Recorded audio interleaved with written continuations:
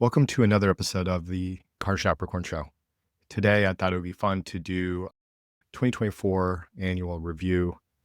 It's probably mid-January. This episode probably won't come out for another week. It took me a while to put it together as I was getting really busy for the holidays, coming to the new year. There were just a lot of projects I was wrapping up, and I finally got around to writing it. So for my 2024 review, what I usually do is I set a theme for every single year. And the theme for 2024 was just fun.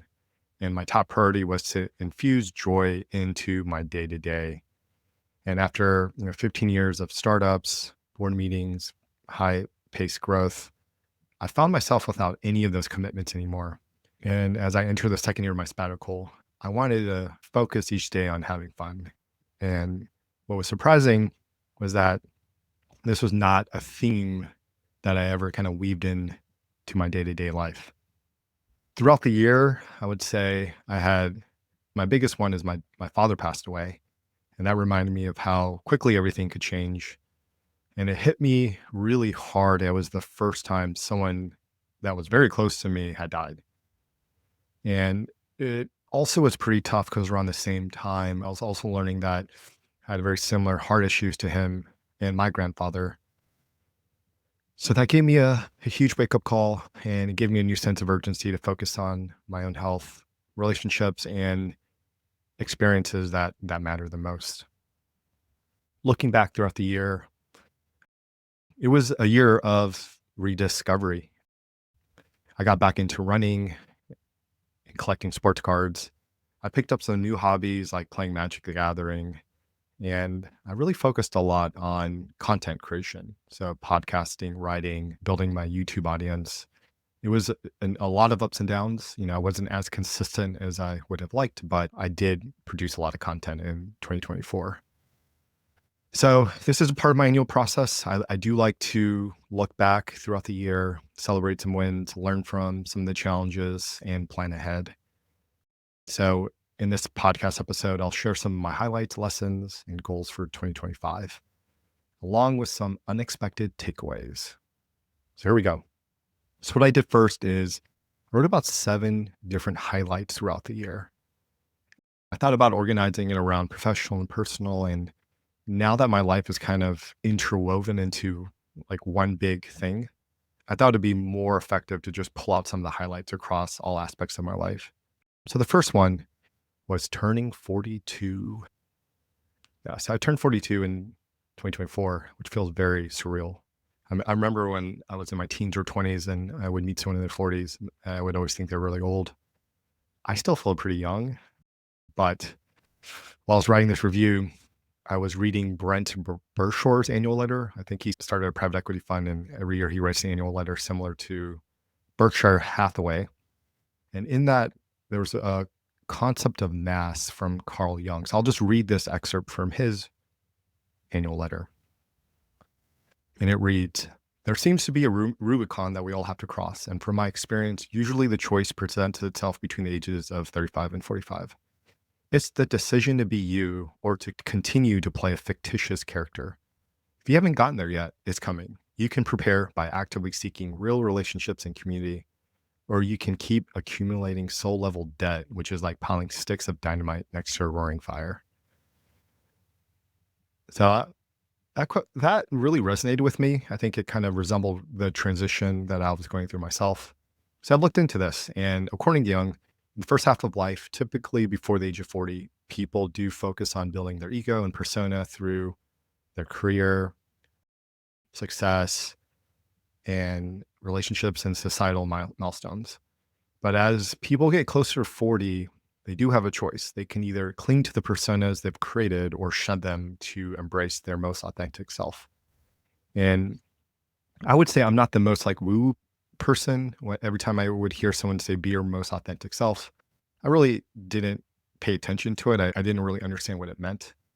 And now going through my own transition, it does resonate a lot. And I would describe that shift being moving from living by society's expectations, which is very external, and moving towards more internal personal growth and purpose and meaning. And what I've been doing is purposely peeling back different layers to understand what makes me me and which are costumes I picked up along the way. And now I would say I'm way more interested in living a life across all different facets of my identity.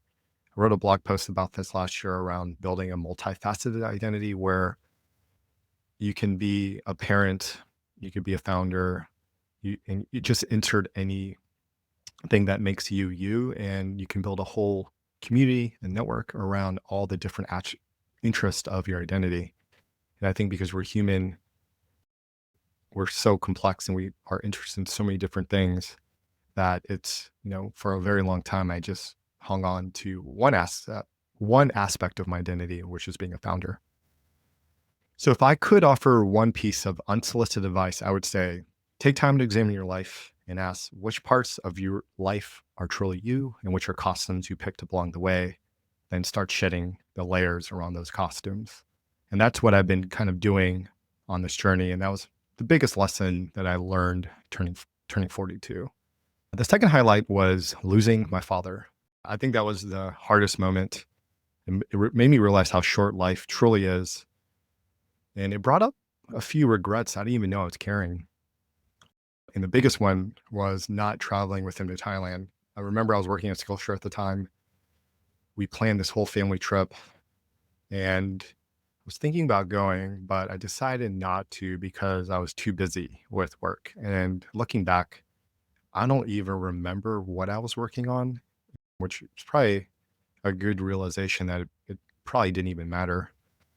And at the time, I do remember being next year and I would go for the next trip, but that next trip never came. As I got older, those long, halfway around the world flights weren't possible anymore. I did miss out what turned out to be my last chance to take that trip. And that was like one of the biggest regrets I had. I think the thing that I learned from that is to prioritize those relationships, have those shared experiences while you still can, and know that as your parents get older, those long trips become very difficult. We had two different ceremonies. The first was his funeral. I would say the emotions I felt during that was, obviously loss, grief, a lot of sadness. We gave a eulogy, which was very difficult, but it helped me process my emotions. And then we had a second one at Arlington ceremony, and that felt entirely different. My dad served in the Army, and I remember going to that second ceremony and just feeling a lot of pride and a lot of remembrance of his legacy and just a celebration of his service. And I was very proud to be there, especially because he served our country for most of his life. After that, I ran the Army 10 miler in DC. That was about a few months later with my two brothers-in-law, who one served in the Army, one's currently serving. And it was pretty cool because that race felt like a tribute to my dad.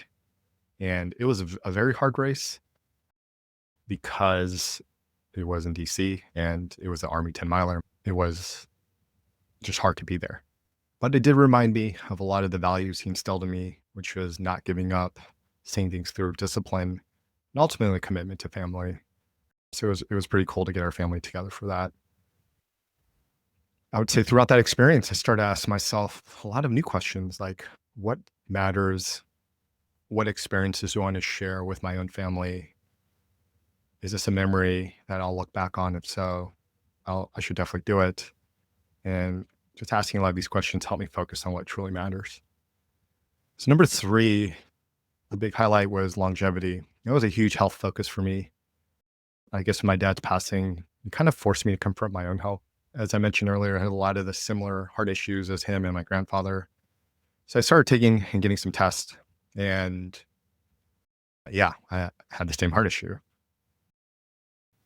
I scored in the 95th percentile for a very high lipoprotein A, which correlates with significant risk for heart disease. There's no cure right now. So I spent a lot of time researching, and I finally went on a medicine called Repatha, which has brought down my cholesterol, ApoB and LP little a down significantly, which I wrote about on my website. And as I was doing the research, I couldn't really find like a guide. I don't know if that's the right word, but like a deep dive into how to tackle lipoprotein A. So I wrote one myself and published it. And I would say I've gotten probably email every week for someone that just randomly searched for it on Google, came across the article and found it super helpful. So that was my big project of the year for longevity, was just getting my heart health on track. Another thing I did was I got a full body cancer screening with Ezra. I interviewed the CEO of Ezra on the pod, and it was something that I'll probably do either every year or every other year. If you have never gone to MRI, it's pretty long. You have to sit, I think, for like 30, 60 minutes inside of this machine and not move. So it wasn't the most calming experience, but it did bring a lot of peace of mind because nothing concerning was found. So that's longevity. The fourth highlight of the year was content creation. I doubled down on content creation. I wanted to commit to it a year to see what it would be like, share what I was learning. So I focused on podcasting, publishing that on YouTube, writing, and much of my content was centered around topics I was going through at the time or exploring or I found interesting. So a lot of conversations around sabbaticals, navigating life transitions, heart disease, longevity, different business ideas. So it kind of just mimicked some of the things I was looking into. I launched the podcast. We recorded 38 episodes. And at the end of the year, I got my Spotify wrapped. And to my surprise, the podcast reached the top 10% of video podcasts on Spotify. I'm assuming that most podcasts are audio on Spotify. But it was still pretty cool to hit that milestone. And the most popular episode of the year was with Kevin Dahlstrom, where we talk about designing a life you don't need to escape from. So if you haven't listened to that episode, I would highly recommend it. Second, my YouTube channel grew. It went from like 0 to 4,000 subscribers, mostly thanks to a plug from Ali Abdal. He listened to the Kevin Dahlstrom interview and did a whole video about what he learned from that and linked to it. So it drove a lot of traffic.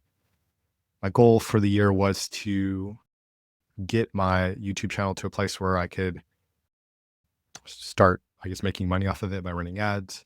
So I hit that. So I'll continue to publish to YouTube, but it'll probably mostly be focused on the podcast. On the writing front, I completed a 100-day blogging challenge. It was pretty hard because I wanted to quit like 1,000 times, but I'm glad I finished it. I haven't really blogged as much since then. I don't feel like I had a lot to say right now. I think when you're blogging for 100 days, whatever you had in your queue of things you want to read about, it all comes out. So I think I got everything out in 100 days and I'm starting to get back into writing now. As far as my newsletter, we sent out 13 issues. It grew from 3,500 to 5,000. Newsletter wasn't a huge area of focus for me, but I'm glad I stayed consistent with it. I would say my biggest audience is on Twitter or X.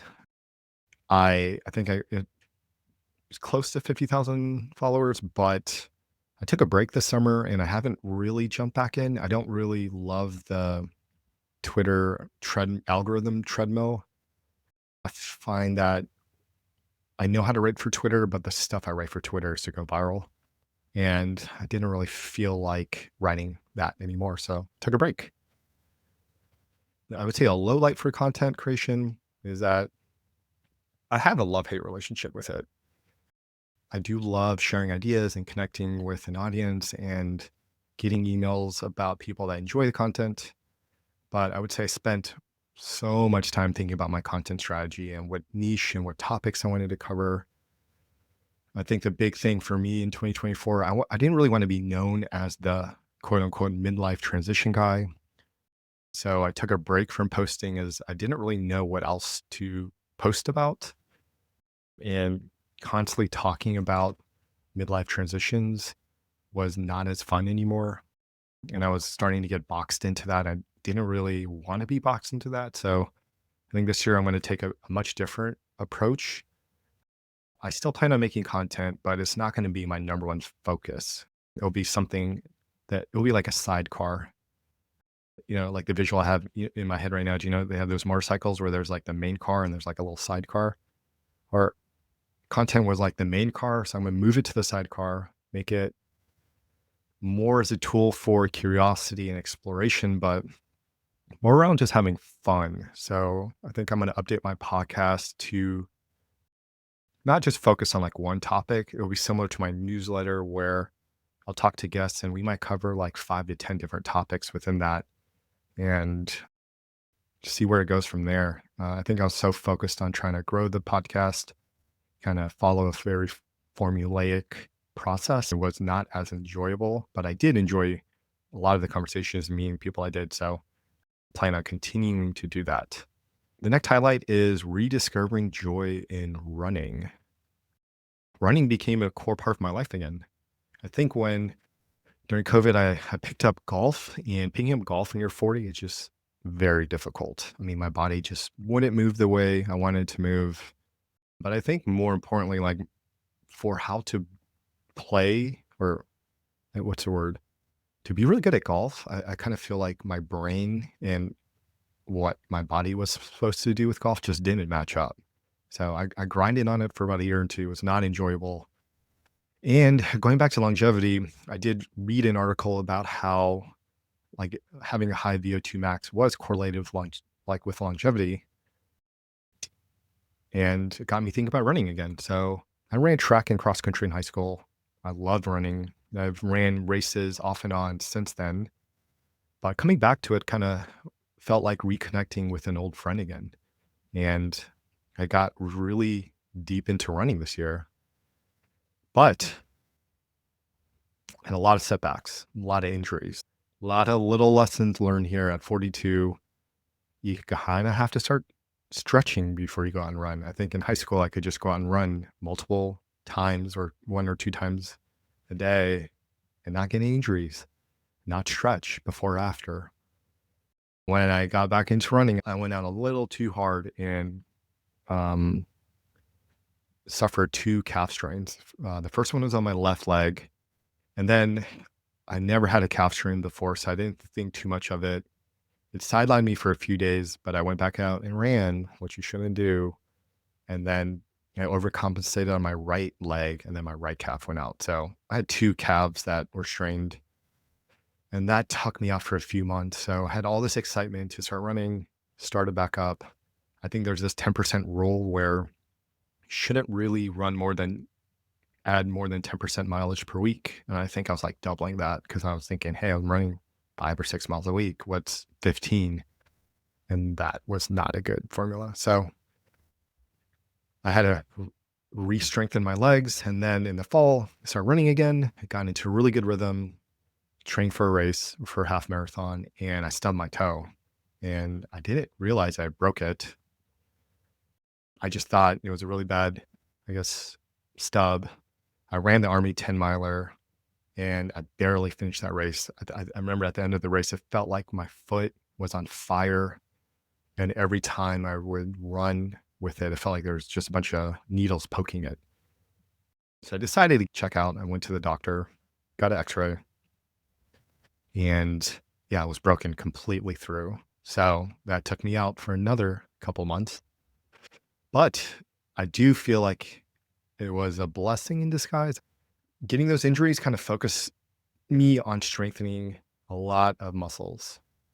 So I got a lot of form recordings with a physical therapist and realized that it wasn't using my glutes. My stride steps, my cadence was too low. I had no ankle mobility. My calves were really tight.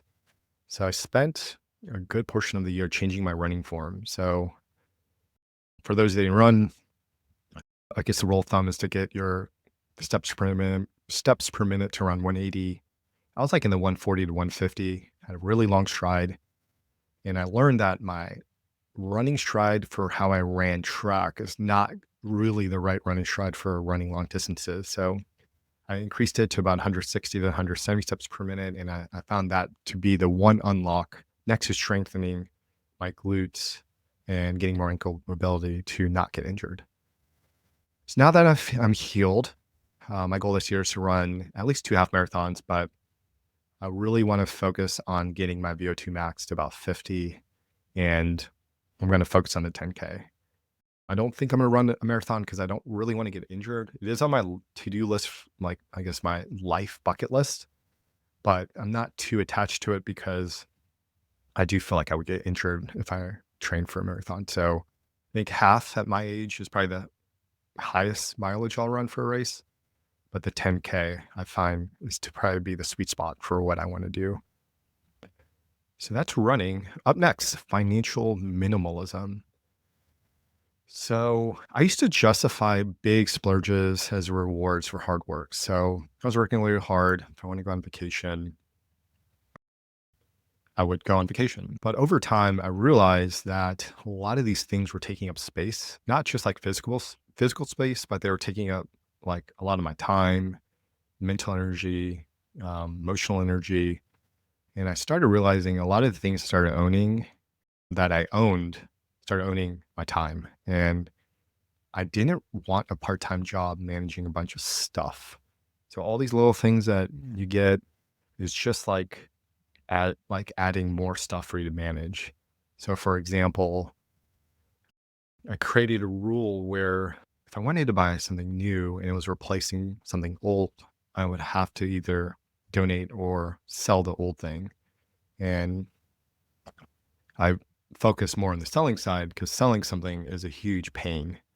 All right. If you're trying to sell a TV, you have to list it on, I don't know, Craigslist or Facebook Marketplace. You have to coordinate with that person. So just going through that painful process just made me not want to buy things anymore because I didn't really want to deal with selling it. And it just made me like be okay with having what I have. But I would say the theme of the year was just kind of consolidating and streamlining everything. So sold a lot of liquid assets, consolidated a lot of our investment portfolio, a few index funds.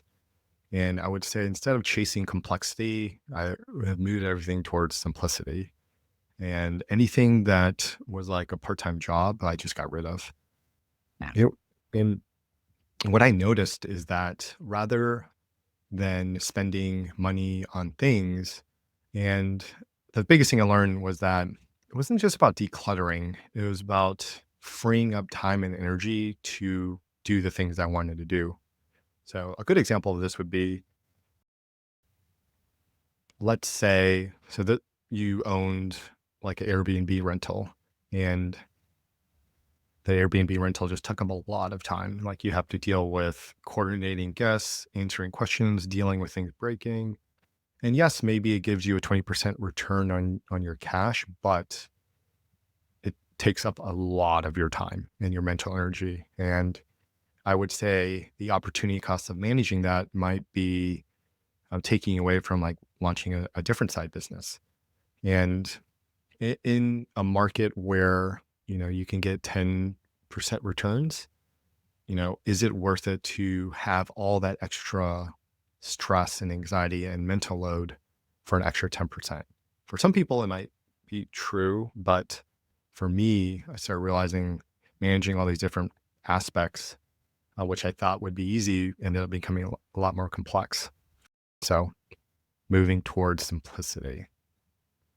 And the last highlight of the year, which I'll just call uh, professional hobbyist.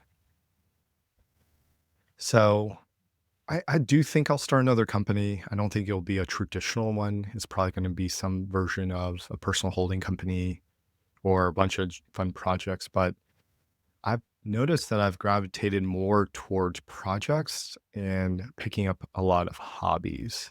And I think that was because of the yearly theme around having fun and combining that with not having the long-term commitment of committing to a company. So this year I picked up Magic the Gathering. I played it first during COVID. I never played it as a kid. I played a lot of poker throughout my teens and 20s and 30s, but I stopped playing poker once I started working in startups. And I picked up Magic during COVID and I really enjoyed it. I played it pretty hardcore for a few months, off and on. And then when the world opened back up, I stopped playing. And this year I started playing again and I really enjoyed it. It has the best aspects that I enjoyed around poker, around the strategy. And it's been a lot of fun because I got to meet a lot of people. And I decided for this year to see how far I can take it. And for no other reason than I enjoy doing it and it's been a lot of fun. So that's one, I guess, hobby that I picked up. And then tied to that is this concept of quitting. So I used to think quitting was like a bad thing. And now I'm realizing quitting is actually a really good thing.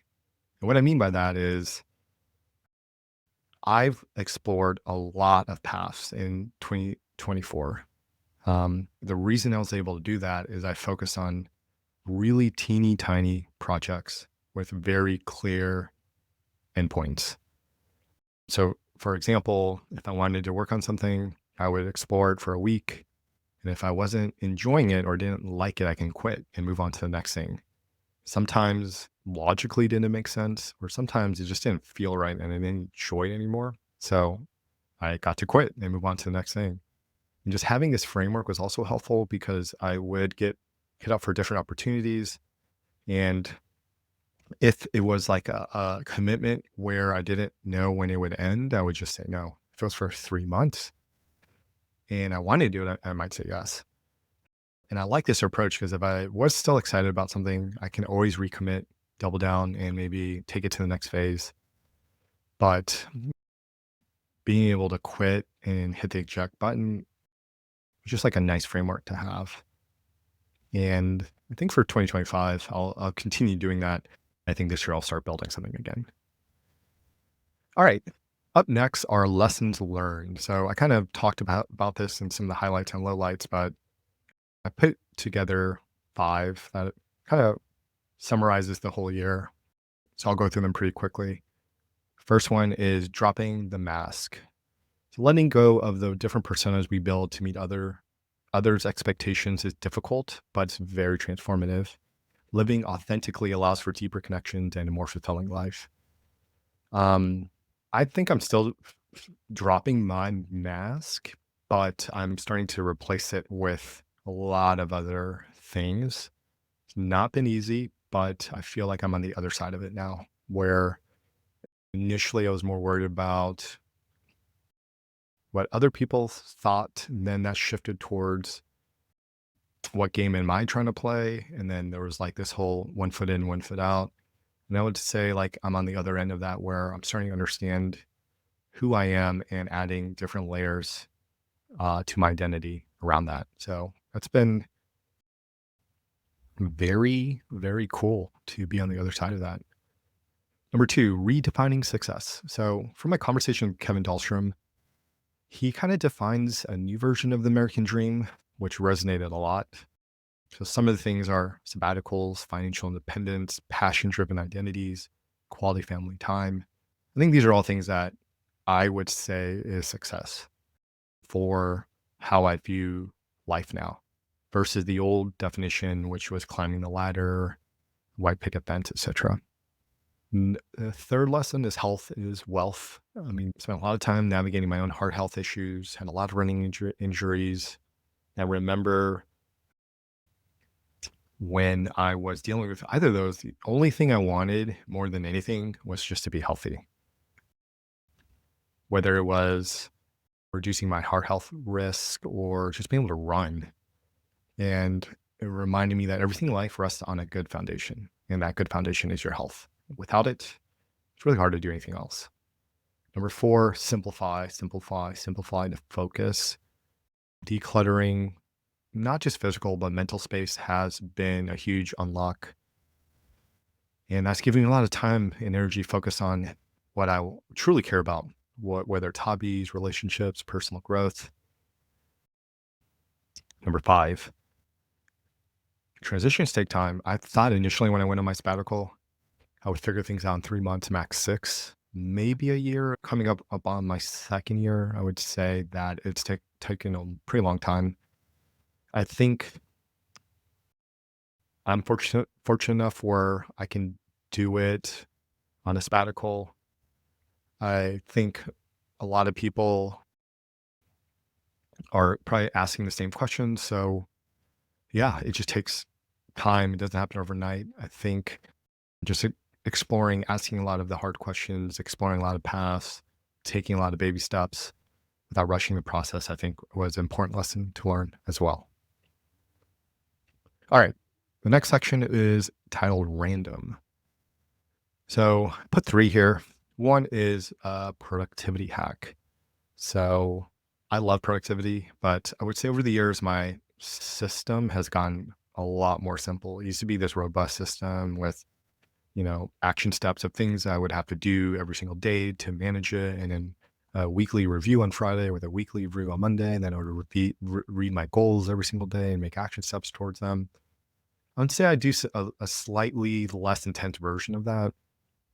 But the big unlock for me was using just one inbox to quick capture everything. So I've been using Todoist for about a decade, or ever since it came out. They made a lot of improvements to the app, and I quick capture everything. So if I have a random idea, I quick capture it. If I have a task, quick capture it. There's an article someone sends me to read, I throw it in the inbox. It goes into one place. And probably once a month, I kind of go through it and move it into the right area. So if I'm working on a project and it was an idea for that project, I'll move it into Notion. If it's an idea that I don't like anymore, I'll just trash it. But I have found that a system where I can take something that happens and quick capture it, whether it's on my phone or my computer, allows it to get out of my head and into, I guess, a system that I could process later. So that was a huge productivity unlock. I would say one thing that I wasted a lot of time was trying to build this personal knowledge management system where every single article I read and everything I highlighted would build this robust, I don't know, database. I found that I don't really enjoy doing that. It was not for me. I do like I don't like the idea of building this repository and then when I need something I go pull from it. I kind of like that if I'm working on a project idea, I have a place where it can go. If I'm reading an article for a project, it has a place to go. So a slight difference where it feels more active than reactive, if that makes sense. The second thing is my favorite purchase of the year was my Brooks Glycerin Max shoe. It's been my go-to shoe use it for everything, whether it's recovery runs, long distance runs, tempo run, track workouts. The reason I like these shoes is because it's max stack, meaning people make fun of the shoes because it adds like 4 or 5 inches to my height, but it's made recovery so much easier. So that was my favorite purchase of the year. It does feel like you're running on cloud. So if you are a runner, I would recommend it. And my favorite book of the year, I read a lot of fiction. So I usually read nonfiction, but going around the theme of fun, it wasn't as fun to read a lot of nonfiction. So I read a lot of fiction. And my standout, my favorite book I read was Tomorrow and Tomorrow and Tomorrow. Highly recommend it. It's a story about two friends that grew up together and started a video game company. And it kind of highlights when they first met, I think when they were like kids to as they got older. And it's just a great story. I would highly recommend it. So moving on to 2025. So the theme for 2025 is, or my theme for 2025 is exploration. I'm not really ready to start a new company, but I'm excited to start building, especially with all these new AI tools that are coming out. I want to build something for myself that's a small software app. And for 2025, I do have a few priorities. The first, always health, longevity, improving my health is top priority, monitoring heart disease, picking running back up. I think my big goal for this year is to get to that VO2 max of 50 or close to it. Number two is make a run at trying to become a professional Magic the Gathering player. I think it's the best game in the world. I think this taps into the strategic side, the nerdy side of my personality. I do like how competitive it is, and it's a fun challenge. And I've always enjoyed games ever since I was a kid. Not necessarily video games, but strategic ones, which is why I think I enjoyed poker. And yeah, we'll see how far I can take it this year and many years to come. And then third priority I have is working on meaningful projects. So I do plan to write more consistently. I want to experiment with my podcast. I want to build some small software apps. I I want to launch some projects, see where they go. But yeah, I think this is a year of building versus just thinking. So those are my priorities for the year. I have some personal milestones and personal goals that I won't share, but hopefully this just gives you a preview of the year ahead. And one shift I made, and I'll probably end with this, is that one shift I made as far as like annual planning or annual review. One thing that I've done is focusing on a milestone. And I kind of define a milestone as something you'll remember a decade down the road. It could be getting married, it could be working on your dream project, it could be knocking something off your bucket list. It could be anything as long as it's deeply personal, meaningful to you. When you look back, you'll remember it. And when I look back, when am I 42 at 32? There are definitely a couple of milestones that I remember. And I think having a milestone that you can try to achieve throughout the year that makes it really meaningful, I think is a really, really simple way to plan your year. So if you don't do anything else, just focusing on that milestone you want to achieve, I think is a great way to plan out the year. Obviously, is very personal. I'm not going to share mine, but it's something that you'll remember down the road. It could be a small thing, it could be a big thing, but that's a change I made to my, I guess, annual process a few years ago. And that has really helped me center the year around focusing on a few things that matter most. So that's it. This is, I guess, the first solo episode in a while.